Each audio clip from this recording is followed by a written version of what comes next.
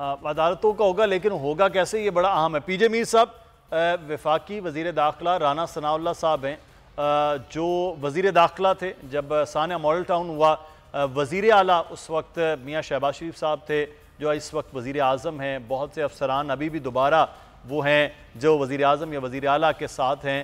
तो ये खुदा न खास्ता खाक में बदन कोई ऐसा मामला तो ना हो जाए जैसे हमने सानिया मॉडल टाउन जैसा एक बड़ा स्याबाब देखा है पाकिस्तान। ये इल्ज़ाम लगाया जा रहा है कि खूनी इनकलाब की ये बात कर रहे हैं, और जब ये निकलेंगे पेशावर से तो वहाँ की पुलिस को, क्योंकि चीफ मिनिस्टर्स हैं, मिनिस्टर साथ होंगे, वहाँ की पुलिस को लेकर निकलेंगे तो फिर इस्लामाबाद में पुलिस के साथ ही पुलिस की उत्तम गुत्ता होगी। तो ये खूनी इनकलाब की जानिब बढ़ रहे हैं। हम बात कर रहे हैं इस वक्त इसी मामले के हवाले से। अच्छा, उस्मान डार साहब भी हमारे साथ हैं। डार साहब, पंजाब तो अलग, अब सिंध भी सियासी रैलियों पर पाबंदी लगा दी गई है। पाकिस्तान पीपल्स पार्टी की यहाँ पर हुकूमत है, कुछ गिरफ्तारियाँ भी हुई हैं। तो फिर अब तो आपके खिलाफ ताकत का इस्तेमाल हो रहा है और आगे भी होने वाला है। देखिए, ताकत का इस्तेमाल करके ये पाकिस्तान को बंद तो कर सकते हैं। ताकत के इस्तेमाल से ये मुल्क नहीं चला सकते। अगर पाकिस्तान को आगे बढ़ना है तो उसका एक ही हल है, नए इंतखाबात कराए जाए। तो ये अजीम पाकिस्तानी जिसको भी मैंडेट दें 5 साल का, वो आए पाकिस्तान की पॉलिसीज बनाए। इनके पास तो कोई रोड मैप ही नहीं है, इनके पास कोई प्लान ही नहीं है। हमारे पास 2023 तक का प्लान था, इकोनॉमी को ट्रैक पे ले आए थे। तबाह हाल इकोनॉमी मिलने के बावजूद, कोरोना पैंडेमिक के बावजूद, पाकिस्तान की इकोनॉमी को 6% GDP पे लेके जा रहे थे। Record exports, record tax collection, record foreign remittance आ रही थी। हर चीज ऊपर की तरफ जा रही थी। लार्ज स्केल मैन्युफैक्चरिंग ऊपर जा रही थी। SME सेक्टर उठ रहा था। ये बड़ी एक मुनज़्ज़म मनसूबाबंदी के साथ, साजिश के साथ पाकिस्तान की मईशत को तबाह किया जा रहा है। और खुदा ना हादसा अगर मजीद 6 हफ्ते इनको दिए तो ये खुदा ना हादसा ये पाकिस्तान को श्रीलंका वाले। लेकिन डार साहब, अब ये ताकत का बहरहाल इस्तेमाल हो भी रहा है और आगे होगा भी। अब तो वज़रा खुलकर आकर बता भी रहे हैं, बात वो कर भी रहे हैं। आरिफ चौधरी साहब, ये जो अभी मरियम औरंगज़ेब साहबा की आपने गुफ्तगू सुनी है, वो बड़ी अलार्मिंग सी सिचुएशन हो जाएगी कि अगर चीफ मिनिस्टर आ रहे हैं तो ऑब्वियसली उनके साथ पुलिस होगी। 2016 भी आपको याद होगा, आप तो खुद इस्लामाबाद में वहाँ मौजूद होंगे, तब भी चीफ मिनिस्टर उस वक्त आ रहे थे, अटक के पुल पे उनको रोके रखा, इधर से शेलिंग हो रही है, उधर से शेलिंग हो रही है। ये अजीब सी सूरत हाल जो है वो पैदा की जा रही है। तो ये तो खुदा न खास्ता अनारकी वाला मामला ना हो जाए कि अगर इधर भी पुलिस हो, उधर भी लॉ इन्फोर्समेंट, क्योंकि पुलिस तो बहरहाल वज़ीर आला के अंडर है।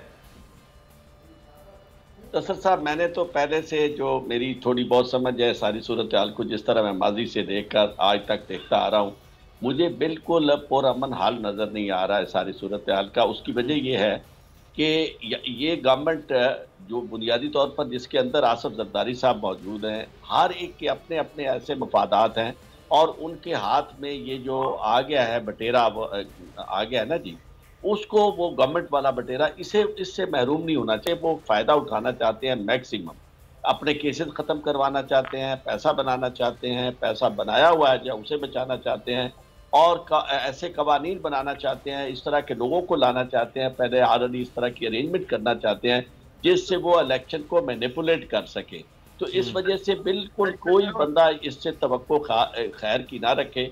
इस मामले में आप देखिए, ये जो गुफ्तगू फरमा रही हैं मिनिस्टर्स, लॉ मिनिस्टर, ये इंटीरियर मिनिस्टर हो या इंफॉर्मेशन हो या कोई भी इनकी तरफ से जब गुफ्तगू करता है, ये जुबान का ताना तो इमरान खान को देते हैं, लेकिन इनकी तरफ से जो जुबान जब इक़्तिदार में आप हो तो इस तरह की ताकत की जुबान इस्तेमाल की जाए। और जिस शर की तरफ इन्होंने इशारा किया है, बेसिकली इन्होंने ये इंस्ट्रक्शंस अपनी पुलिस को दे दी हैं कि आपने जब खैबर पख्तूनख्वा से लोग आए तो आपने उनके साथ किस तरह का सलूक करना है। तो आप देखें कि ये काम जो है, जो अदरवाइज पुरअमन एहतजाज की सूरत में बहुत अरसा लग सकता है और कोई चीज़ ज़रूरी नहीं है कि अल्टीमेटली उनका मकसद जो है वो कामयाब हो इलेक्शन वाला, इसको आप जिस अंदाज में ये हैंडल करने की कोशिश कर रहे हैं, जिस तशद्दुद के साथ, पुरतशद्दुद अंदाज में, उससे तो मुझे बिल्कुल ये खतरा है कि ये अल्टीमेटली ये मामला जो है उन इदारों के पास जिनके पास से बात की जा रही थी, जो जिनके बारे में कहा जा रहा था वो, और दूसरी बात ये देखें को रास्ता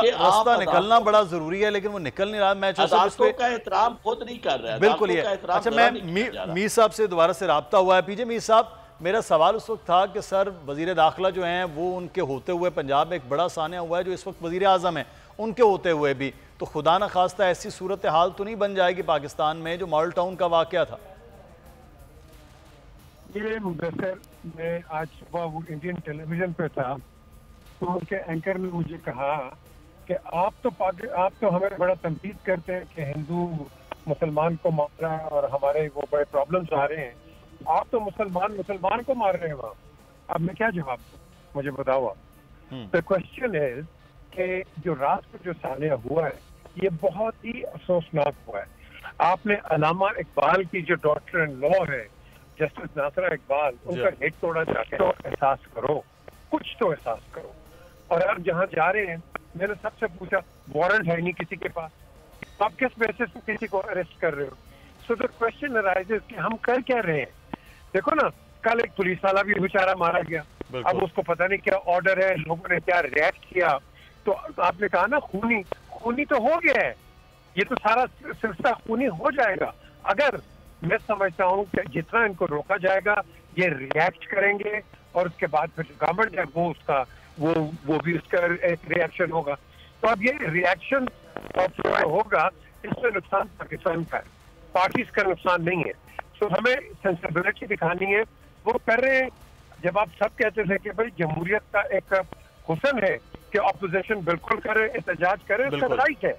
मैंने तो हमेशा कहा था कि जब आज की गवर्नमेंट ऑपोजिशन में, मैंने हमेशा कहा था कि भाई इसका राइट है, इनको करना चाहिए। सब्सक्राइब करें और बेल दबाएं ताकि कोई खबर रह न जाए।